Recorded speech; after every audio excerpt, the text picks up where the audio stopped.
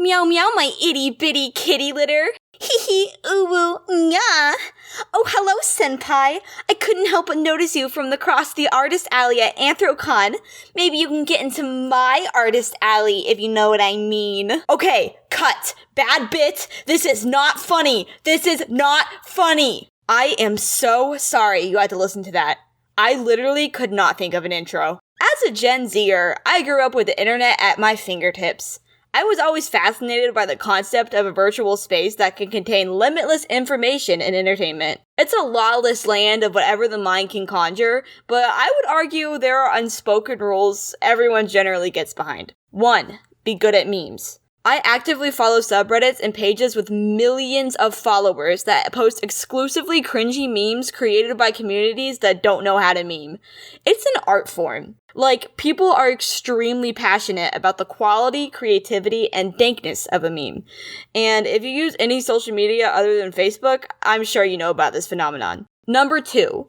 You're never gonna change someone's mind, but keyboard warrior away anyway. There's this amazing thread on a bodybuilding forum that started out with one guy explaining how he works out every other day, and it turned into a multi-page anthology about how many days there were in a week, with every party saying the nastiest personal attacks with their arguments. I'm guilty of this one. I used to be way worse about internet arguing when I was a kid, you know, immaturity and stuff. But now I mostly avoid it unless someone is being homophobic or transphobic. Which, hello, that's wrong. Which leads me to inevitably not changing their minds, me getting really sad, and having to take a few minutes to calm down because I'm really disappointed in the state of the world.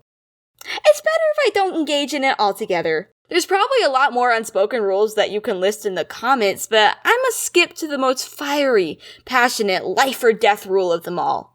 You must, under no uncertain terms, hate furries.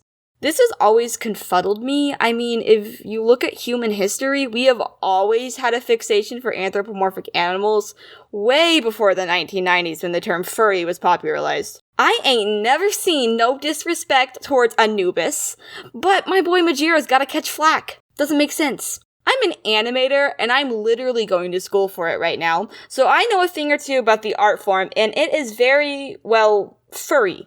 The animation industry took off back in the early 1900s, and anthro animals were a really big focal point. Disney's entire mascot is a two-legged mouse, Looney Tunes is still around, and DuckTales got that amazing reboot. There are countless examples. All anthro animals. I don't know if there's exceptions for these properties that they somehow don't qualify as furry stuff, even though, well, you get it. I remember a weird hysteria when Zootopia came out. People could not believe they were catering to furries, and I was just like, did you forget about the past 3,000 years? God, it was just...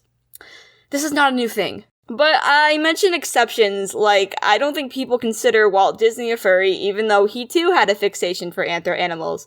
And that's where it comes to me. Am I a furry? I grew up with an affinity for art, cartoons, and anything of the like. I loved Pokemon, I loved Tom and Jerry, and every cartoon I loved was littered with anthro animal-like creatures. I have been drawing furries, for lack of better term, since I was like 4. But does that make me a furry? Truthfully, I don't know, and I don't really care. This question's answer seemed to be way more important to the person asking it than it was to me.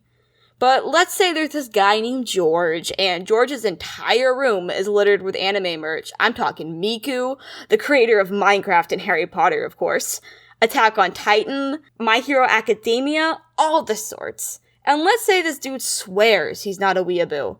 You'd be like, have you ever even seen your room? I'm that guy.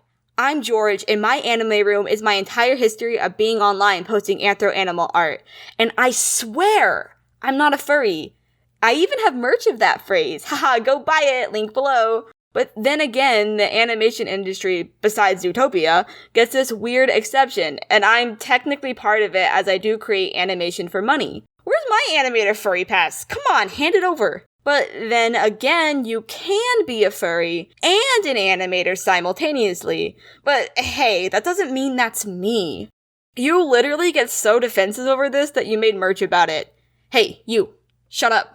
I guess if I'm being honest, I've always preferred when content had anthro animals in it. Like, I buy stuffed animals, all my OCs besides like 2 have some animal quality. I play the 5th edition of D&D where I expand the amount of canon races so I can be a stupid cat man instead of one of the humanoid races. My OC I use to represent myself is a furry, and I literally named myself Cat. Oh, also, I own this partial fursuit made by Luna Wolf 517 on Instagram. Please go check out their page. They're so talented and severely underrated. So, am I a furry? Sure.